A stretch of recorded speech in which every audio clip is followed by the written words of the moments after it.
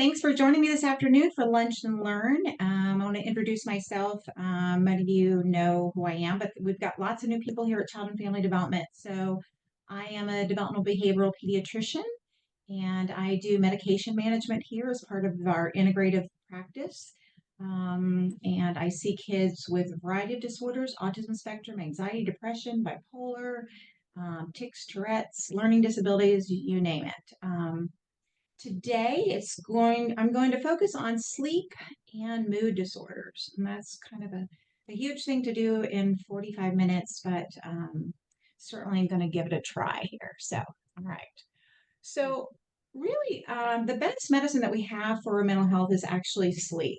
I have learned a very long time ago that I had to become good at sleep medicine because when adults get tired, they are sleep deprived. They are very groggy, they're tired. They need to stop by Starbucks, pick up a coffee. But kids do often the opposite. They get activated, right? So they get irritable, and hyperactive, sometimes impulsive or even aggressive. And so a lot of times when I'm treating behavioral difficulties, I've really got to take a really good sleep history. And I have to address that first, and then see what's left over. So sleep problems in kids, it's huge. We know that 35% of elementary school students have inadequate sleep, 58% of middle school. My computer. Thank you. And Sleep. 5% of high school students, okay? And it also with socioeconomic class and ethnicity, we see that those numbers are even higher due to stress, right? Sleep debt. So young kids need somewhere between 12 and 15 hours, preschoolers 11 to 13, school age 10 to 11, and teenagers about 9 hours. And we know that a lot of our kids don't get anywhere near this. And why is that? Not surprising, electronics, right? Our brain can't tell the difference between LED light and sunlight. So cell phones, TVs, video games, computers, and they need to be off their electronics. Changes in their internal clocks and puberty. We do know that it shifts. Those kids tend to fall asleep later. So earlier start times as well, schools. What we know is that high school students, their brains really don't wake up until like third period. We're not going to get schools to start later, primarily because of after school activities and sports. I've advocated for that. It's just not going to happen. Caffeine intake. Huge percentage of kids who consume caffeine on a daily basis, as you can see, about 73% under the age of 12. I thought that was a huge number. And then 83% of those between 13 and 18 daily, and 96% on a semi-regular basis. So something to talk about, with our families. We regulate what we bring into our home. So it's really important to limit caffeine intake. Because caffeine is a psychostimulant, right? I see a lot of these teenagers come in and be drinking these energy drinks. A lot of them are branded towards, kids. And so they're really, loaded with caffeine. And, so I take a good history about what kind of caffeine are they drinking and how much are they drinking, and then add that up for them and show them. So if I can get them off some of this as well. And no wonder they're not sleeping if they're drinking Red Bull to stay up and do their homework at night and then try to fall asleep. It's not going to happen, right? So sleep problems is the norm in almost everything that I see here in my practice. As you can see, the things that I did put on here, grandparents, that's not a psychosocial problem. The reason is I do see a lot of grandparents here. We have a lot of grandparents that are raising kids now. And little kids. I don't know about you, but as we get older, we need to be sleeping and not, trying to raise some of these little kids. But that is the nature of, sometimes what we see. And so it does, so I got to take a good psychosocial history, is what I'm saying, and look at, how are the parents functioning too? What are their sleep needs, and how are they functioning? It's not just grandparents. All parents need sleep. Treatment for insomnia. First and foremost, obviously, is behavior, right? No caffeine after 12, sleep in a dark, quiet, cool room, reduce screen time. Amber glasses, do seem to help reduce that blue light. So if we've got high school students that do have to study late, you can recommend those. You can get them on the internet. Consistent bedtimes, reduce intense activities in the evening. We shouldn't be going to the gym, arguing with our kids, video games.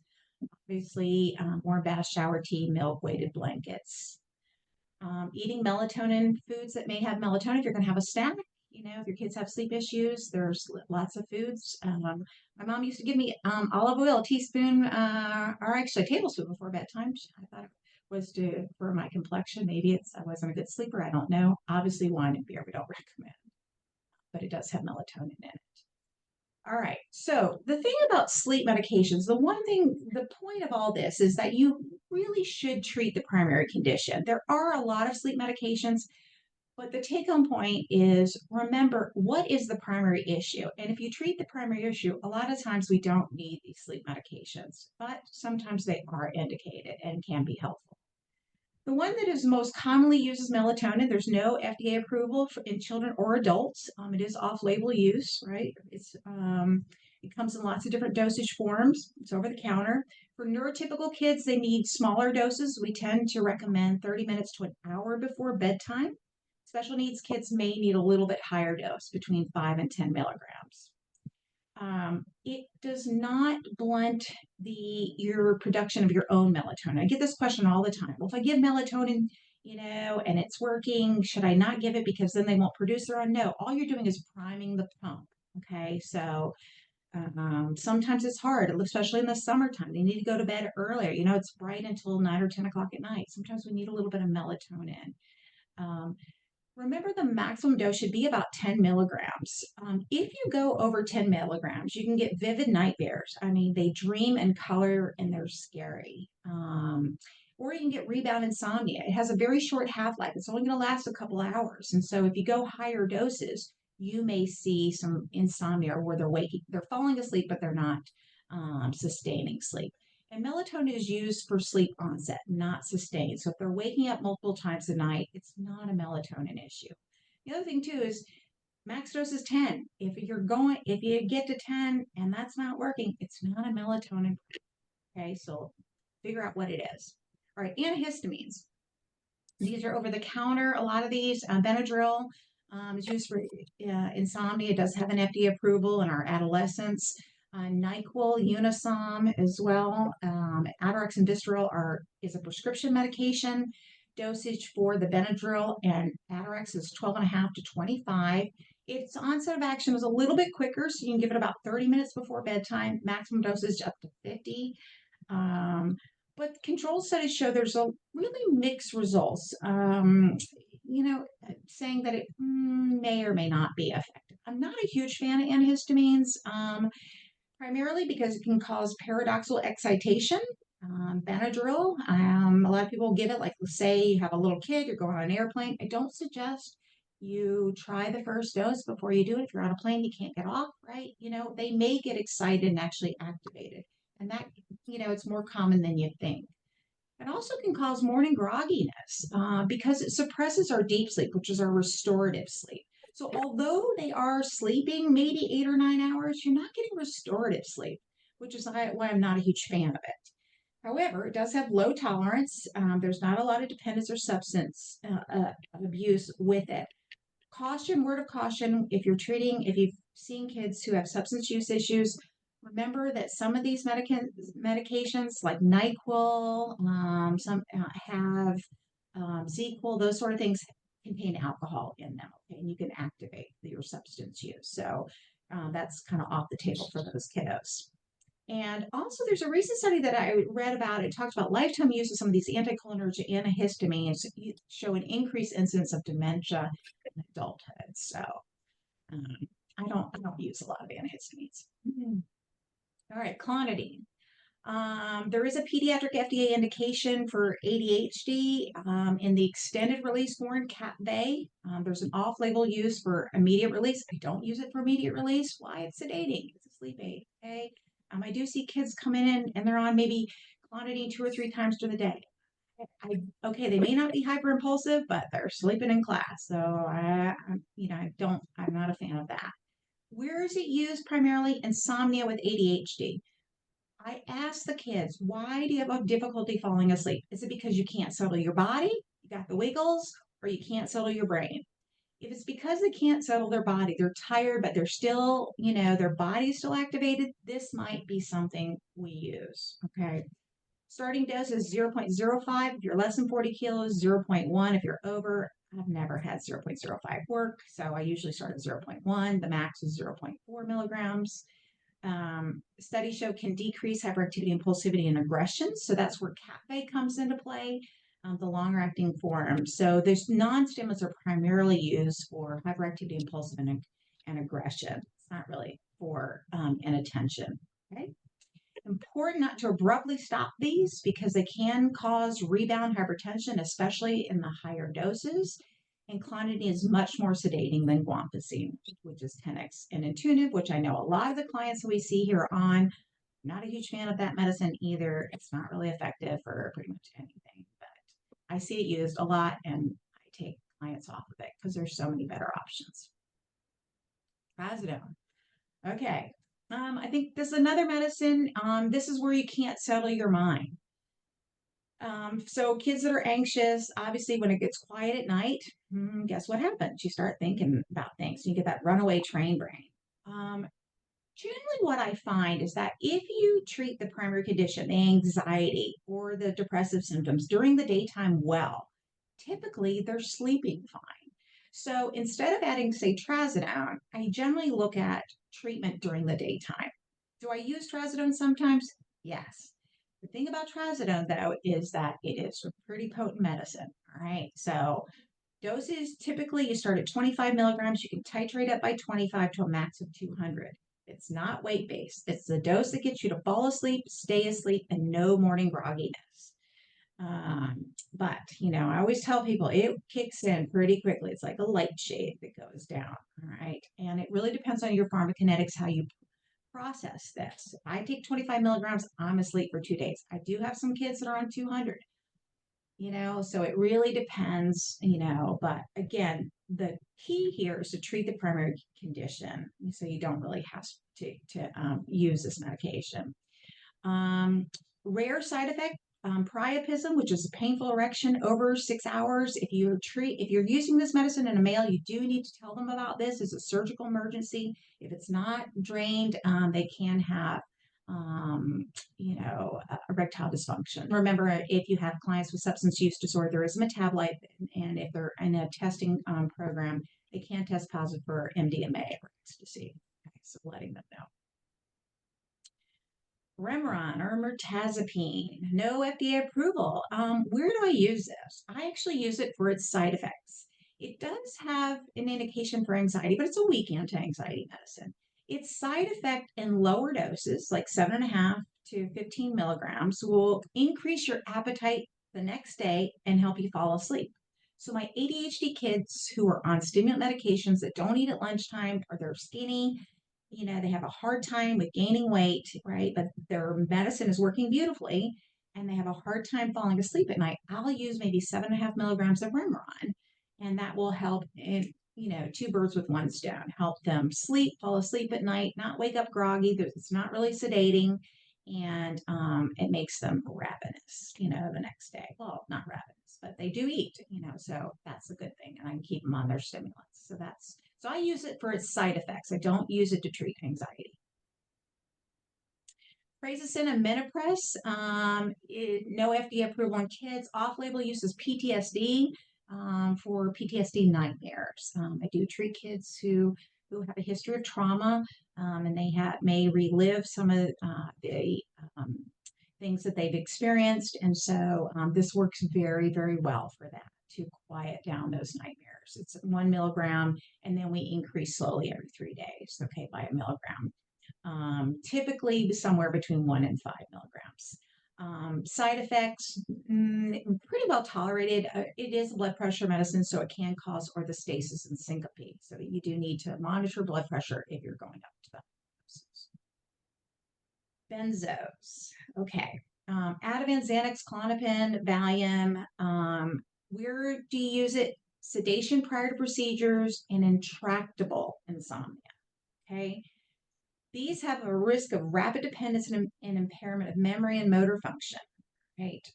Lorazepam or Ativan, highest abuse potential. Valium, longest sedating. High street value. Highly regulated as a Schedule II drug. This is not for primary treatment of mood disorder. Benzos, when I give benzos, first of all, if they need it for a procedure, I think whoever's doing the procedure should give it to them. Intractable insomnia, typically what I do is, or let's say if you're going on a plane, and you can't use like Benadryl, it's activating. You get 3 pills from me, and that's it. 1 to try beforehand, 1 to go on the plane, 1 to come home. Or intractable to use it, sparingly. So no more than 5 at a time. This is used a lot in the adult population. They eat these like candy. These are highly addictive medicines. So benzos really, I don't think they really have a huge role in pediatric adolescent medicine. So, all right. The non-benzodiazepine hypnotics, or I call them the Z drugs, Ambien, Sonata, Lunesta. These aren't for kids either. They do have a propensity for sleep parasomnias, higher percentage. We see that in kids. Sleepwalking, sleep talking. The dangers of that, sleepwalking. I see kids who get up and make meals in the middle of the night. They can't figure out why they're gaining so much weight. They're cooking, they're turning on stoves, they're climbing up on things. They may fall. They may be leaving the house, unlocking doors, walking down the street, kids driving. And there's actually been one case of suicide. But really, it's the parasomnia. So these have no role really in the pediatric population, in my opinion. So have I used them sometimes? Yes, I do treat up through college. So occasionally, but if they do, they may only get a couple of them if they have intractable insomnia. But those would be my older kids, really college age. So they're adults, basically. All right. So that's sleep, right? Any questions so far? Or we can save it for the end and I'll just keep moving. Want to keep moving? All right. Mood disorders. Okay. Most common mood disorder that I treat in children is anxiety. Lifetime prevalence is 25%. So that's 37 million people in the US. Panic disorder is 18 times more likely to have suicide attempts. Girls more than boys, 2 to 1. Only 30% of people receive treatment, though, for this. Yet the effectiveness is 70 to 80%, which is kind of sad. There's a lot of people out there that actually could be well treated. That doesn't mean that they're not being treated with other modalities, right? But the effectiveness of treatment, if you do need treatment, let's say you're doing therapies and you're not responding, and it works very, very well. The one thing we do know that 70 to 80% actually stop the medicines within a year or two. So sometimes because they have the tools and they're using them, but sometimes they're like, well, things are going well, so I'll just stop it. I don't know why. If you got diabetes, keep taking your insulin, but anyway, that's not something you do on your own. That's something you consult with your doctor to try to figure out what's best for you. 60% of people with anxiety will experience some depressive symptoms as well. And what we do also know is that untreated anxiety and depression, you do have a significantly higher risk of substance use disorder. So they self-medicate. So a lot of the kids that I treat, most of the kids that I treat, they come in here with substance use. I'm not doing methadone or Suboxone or naltrexone. What I do is I see those kids and I treat their underlying issue. And then have someone else manage the substance use issue. They have to get that under control, but really treat what's the underlying cause. All right, so first line treatment, obviously, psychological approaches here. That's why I'm here at Child and Family, and I love it. We've got lots of good therapists and people who can help with stress management. There's relaxation, meditation, psychotherapy. That is first and foremost. CBT is better than medication alone. CBT plus medication is best, but basically, how do you know when to treat? Well, the way The prefrontal cortex is our executive manager. What you're learning in therapy, I know I'm speaking to the choir here, but we're learning tools and skills, on how to manage our emotions. The problem is that some of our kids that I see is that they ramp up in nanoseconds. They go from 0 to 100 very, very quickly. So they get angry and they get a little frustrated and they're in anger and rage. And anxiety a lot of times presents as it's the fight, flight, or flee. And the fight is anger, right? And so when this amygdala is on fire, this shuts down. Okay. It's not functioning as efficiently as it should. So I've got to quiet down the amygdala. And that's why I get a lot of referrals here is because, look, they're learning all the tools and they can parrot it after therapy. But in that moment, they can't use it. And if it's happening intensely and frequently, then that's where mood medication may come into play. All right, so what are our treatment options? The most common treatment options for anxiety depression are SSRIs and SNRIs, okay? That stands for serotonin reuptake inhibitors and serotonin and norepinephrine reuptake inhibitors. The SSRIs, these are your options, all right? So Paxil, this one has the shortest half-life of all of them. I put 3 X's next to it because it's not used anymore, or it shouldn't be used anymore. The reason that is again, that short half-life, which means that you've got to take it pretty much the same time every day. And if you don't, you'll get serotonin withdrawal syndrome, which is body aches, chills, you feel like you got the flu. So there's really, and that's hard to do, to take something the same time every day. Or if you miss a pill, and it's miserable to feel that. So there's really no role for Paxil. At least I don't use it in my practice, and most psychiatrists aren't using them anymore either. There's Celexa and Lexapro. Primarily, Lexapro is the better version of Celexa. There are 2 isomers in Celexa, and Lexapro, has just 1 isomer, which is the active ingredient. So the way I remember it, Celexa is like a Toyota Corolla. Lexus is a Lexus. I'd rather have a Lexus than a Toyota Corolla. Anyway, the other thing too is that Celexa, the reason why I have 2 X's is that in higher doses you can have long QT. And so long QTs is cardiac dysrhythmias. So if you have a better version, use the better version of it. Most people, and if you are cross-state, remember that this is twice as potent as this. Prozac has the longest half-life of all of our SSRIs, which is a good thing in people that are non-compliant.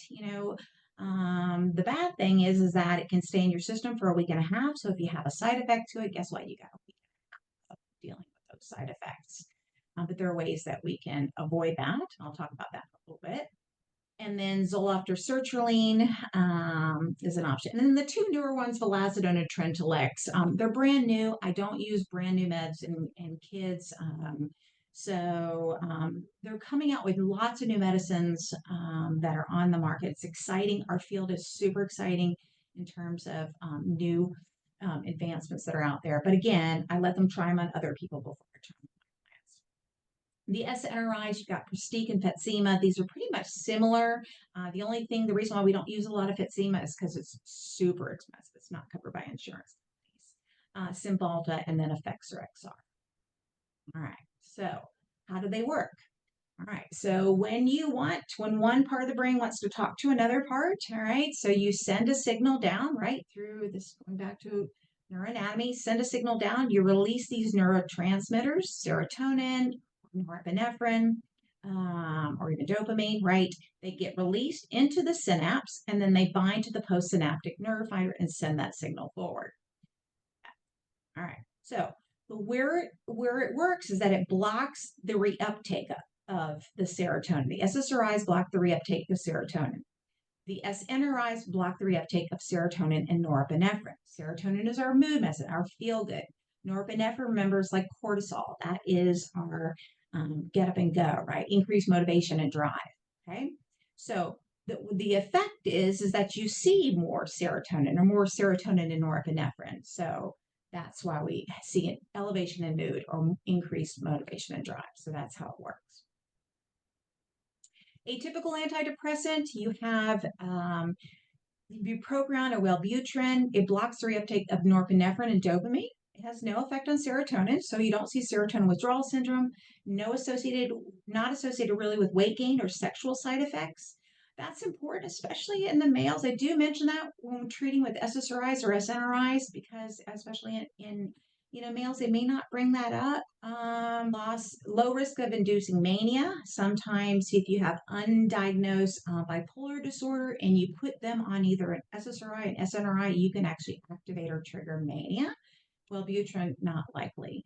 How would I know that? Obviously, take a history, looking at core features of bipolar disorder, family history. Bipolar is genetic, but not as genetic as anxiety, depression.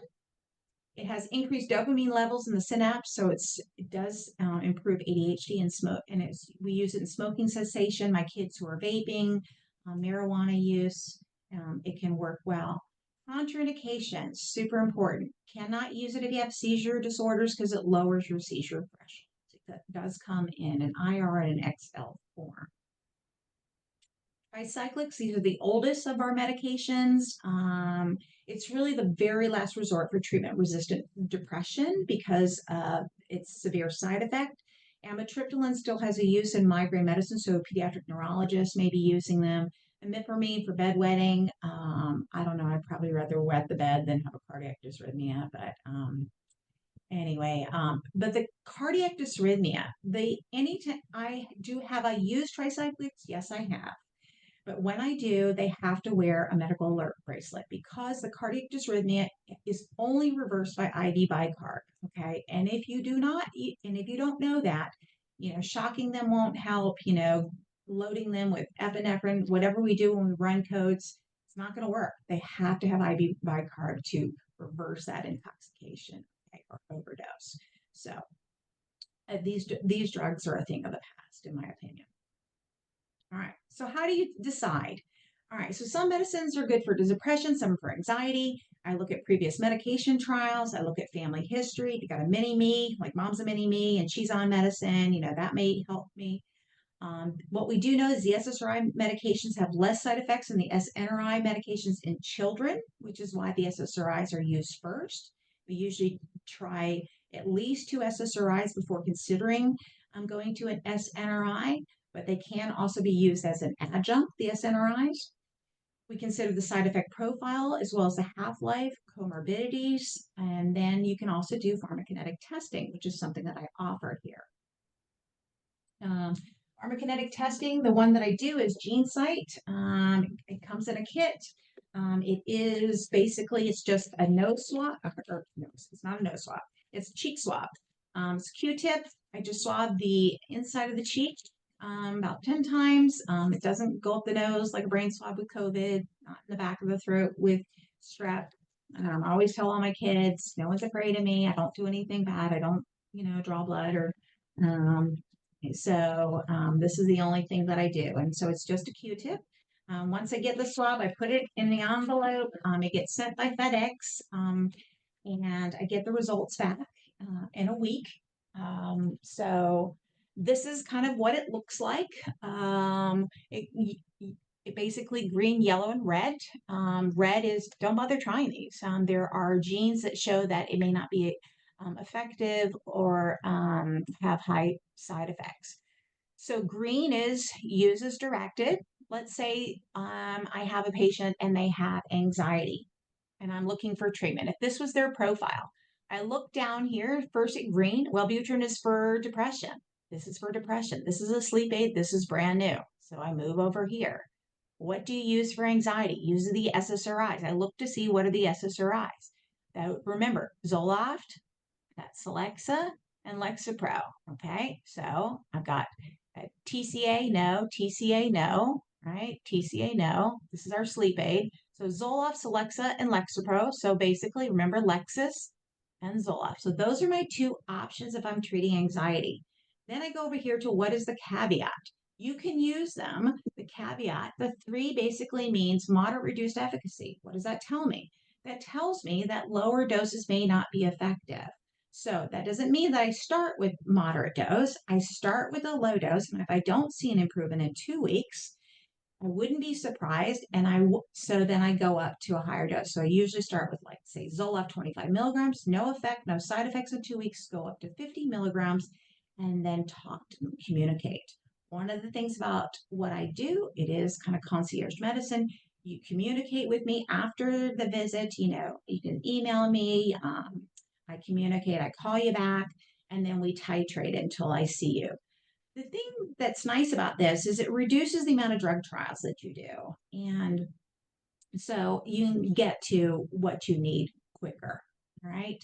So, what it looks at, you get antidepressant, anti anxiety medicines. It looks at all of these. Anxiolytics, it tells you about these. Benzos and sleep aids, tells you about your antipsychotics. All right. For antipsychotics or mood stabilizers, Abilify, Risperidol. Remember, this is has an indication for not only bipolar. We see this Risperidol, our kids with autism spectrum. We also use Abilify for that. Let's see, or overwhelming mood. Sometimes if our SSRIs cause overwhelming mood, they can't get out of the house, we might need to use a low dose, not at psychotic dosing, but mood stabilization dosing. Other mood stabilizers will give you our seizure medicine for migraine medicines. It tells you about ADHD medications. Are you a better responder to the methylphenidate class or the amphetamine class? It tells you about non-stimulants, the Strattera, guanfacine, Quilibri, Intuitive. And then this is important too, it talks about methylfolate conversion. 50% of people are non-converters. Why is that important? Methylfolate crosses the blood-brain barrier and is a cofactor in the synthesis of your serotonin, norepinephrine, and dopamine. Okay, so you need to have adequate amount of methylfolate to be able to synthesize these neurotransmitters. And so, if I can't tell by looking at you whether or not you are or not a methylfolate converter or a good one, right? So this test will tell me if you are a moderate reduced or significantly reduced, and it will tell me, like, what doses and do you need over-the-counter prescription medication for this. How does that help? It helps me because I can lower the dose of medication. What's happened in the past is that people keep upping the dose of either your SSRI or SNRI or other medications because they want more of a serotonin effect, when in actuality, what they really need is a combination of maybe an SSRI and just an over-the-counter methylfolate. Okay, and change drug interactions. Only thing I wanted to say is it's covered by most insurance companies. The most you pay out of pocket is $320. Turnaround time is a week, and it never changes in a lifetime. Right? And a bunch of different stuff. I want to leave time for questions. There's just all right. So I'll end there.